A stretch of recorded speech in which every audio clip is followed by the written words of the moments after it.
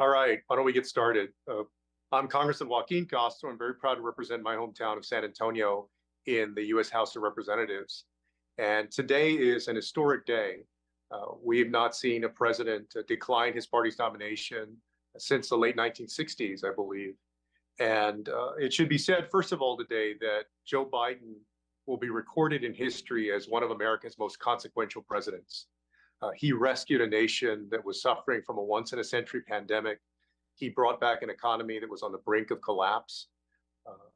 He restored America's place as the leading nation among the nations of the world. And so the president has a lot to be proud of. He has truly been a transformational leader for the United States of America. And I could believe that he'll continue to do great things during the remaining time of his term. And I'm also proud today to support Kamala Harris for the presidency of the United States. I hope the Democrats will rally around and support the vice president, hopefully as she becomes the nominee. I expect that the overwhelming majority of Democrats across the country will support the vice president. I've been on different conversations already with folks in the Congressional Progressive Caucus, the Hispanic Caucus, and others who are ready to support the vice president. Those endorsements have to be made official. But what I've seen among my colleagues so far is overwhelming support for Kamala Harris to be the new presidential nominee for the Democratic Party. But it should be said also that it's not just elected officials who are rallying around Vice President Harris. The calls and the texts that I've gotten from everyday Americans here in Texas suggest that they're going to rally behind her as well to defeat Donald Trump. I was just at the grocery store a little while ago, and somebody came up to me and said, "Hey, we need to get behind Kamala Harris now." And so I think Americans will enthusiastically support her candidacy, and I hope that she will become the Democratic nominee. And remember, we're running against somebody who is a convicted felon, somebody who was found liable in a civil case for sexual assault against a woman, somebody who has been the most divisive political figure in this country in generations and promises not unity, but more division in the years ahead if he becomes president. So the stakes remain incredibly high, and I'm confident that Kamala Harris can mount a successful campaign in November to beat Donald Trump and continue the successes of the Biden-Harris administration and take us to even greater heights as a country.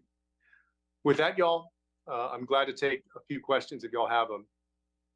And Geneva can help me sort out who's asked a question or who's got their hand up, everything.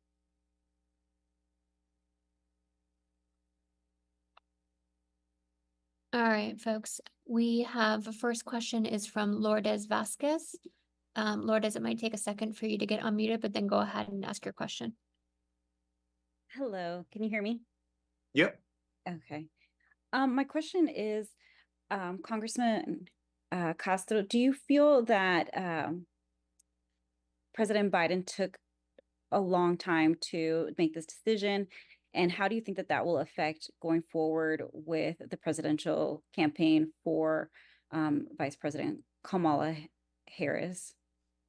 Well, I think the president took the time that he needed to reach the conclusion that it was better that he not continue on. I think that, it's a tough decision. It hasn't happened in a few generations since the late 1960s. And so, I was somebody who believed that we needed to give the president space, he and his family and his close advisors, to make what is a very difficult decision, especially considering everything that he's done for this country in the last few years.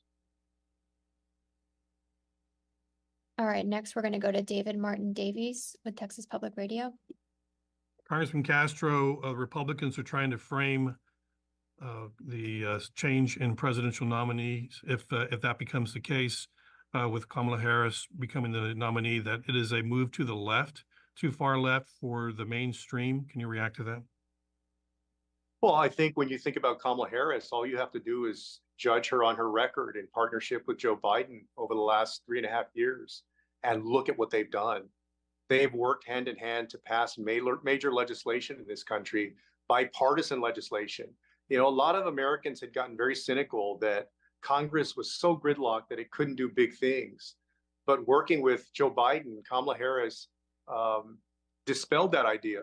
And they passed bipartisan infrastructure legislation, the CHIPS and Science Act, to make America more competitive in the tech industry. They passed major legislation to combat the effects of the pandemic. All of those things, she was a key member of the team in doing that. In fact, for the first few years, she was key in breaking tied votes in the Senate to make sure that the Biden-Harris administration was able to carry out what has been a magnificent agenda for the American people. But also, look, the only thing Republicans can do at this point is aim their fire at Kamala Harris politically, because they're rallying behind a guy who is a convicted felon. He is a convicted felon that they have put up on their ticket. And so I'm very comfortable putting her record up against Donald Trump's record at any time in this race. Great. Next, we're going to go to Matthew Choi of the Texas Tribune. Hi, Congressman. Thanks so much for doing this. I was wondering if you had any idea about how the DNC will go kind of procedurally, if delegates have received any guidance from the TDP on how they should vote, if they should all vote behind Vice President Harris and things like that. No, I mean, I think it's important to remember in politics today that myself and others, we are part of a political party. Unlike Republicans, we are not part of a cult. People aren't being told what they're supposed to think or say, who exactly they're supposed to support, or what they're supposed to wear on a given night. And so, from what I've seen, very organically, there have already been strong calls for support of Kamala Harris. Individually, a lot of people have come out and said that that's what they want to do. There was no hand from on high that had to come down and say, this is what you're going to do. And so, people have asked the question, well, is there going to be any kind of opposition or race at the convention? And I don't expect, or I don't think that will happen. But like I said, it's a free country and we're a big party and people are able to do what they're going to do. But, all indications I've gotten so far is that Democrats are ready to get behind Kamala Harris.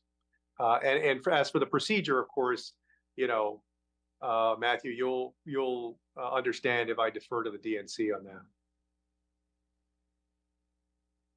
All right, Congressman, I'm not seeing any further questions. Oh, we have one person who just raised their hand. Oh, looks like Matthew has another question. Yeah, sure. Hey, it's me again. Yeah, I was just wondering if there is anybody you were favoring to be a vice presidential candidate along with Kamala Harris. I think she's going to have a lot of wonderful people to choose from, a lot of very talented, inspiring people from different states and different communities that can really energize the Democratic base, but also, win over Americans as she runs against a criminal nominee on the other side of this. So y'all have heard a lot of the names that have come out in the past few weeks before, but she's going to have a lot of great choices going forward. Anybody else? David? Okay. We've heard from Congressman Chip Roy, one of your colleagues in Congress, calling Kamala Harris a DEI vice president. If you could react to that. Well, I think unfortunately, Chip and the Republican Party today are very hostile towards women in a misogynistic kind of way, actually. Kamala Harris has earned every single thing that she's achieved.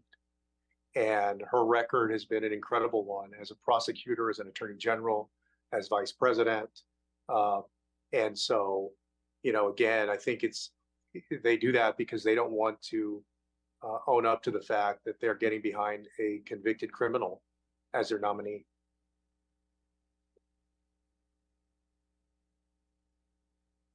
Sir, we have another question from Lourdes Vasquez. Yeah, we'll take this last one. Thanks, Congressman. I went out to talk to people and a lot of them had expressed there was a little bit of they felt unheard by the Democratic Party, but now it seems that they feel a little bit more revamped. Those people that may be disillusioned with the party, how do you get them interested again and you know, wanting them to be engaged to vote in the presidential election in November? Because from going out to talking to people, a lot of them just felt disillusioned with the presidential candidates, and now with Biden not seeking re-election, they almost feel kind of revived again to see that there may be some opportunities, some options there. Yeah, well, you know, of course, it's only been a few hours in terms of the reactions that I've been able to glean so far, but from what I can tell, people are very energized, and they're very energized about Kamala Harris's campaign. And even from surveys and polls, we can see that she does very well with young people, with women of color. These are all essential parts of the Democratic base that we're going to need to win in November and to beat Donald Trump, but also that we're going to need to make sure that we win that Senate race in Arizona, for example, and win the Senate race in Nevada and in other states as well. So you're right. I mean, I think that's consistent with what I've heard so far, is a real new energy and re-engagement that's coming forward because people feel like we're going to have Kamala Harris as our nominee. All right, y'all. Well, I'm glad that we were able to speak for a little bit and look forward to talking some more over the coming days. Take care.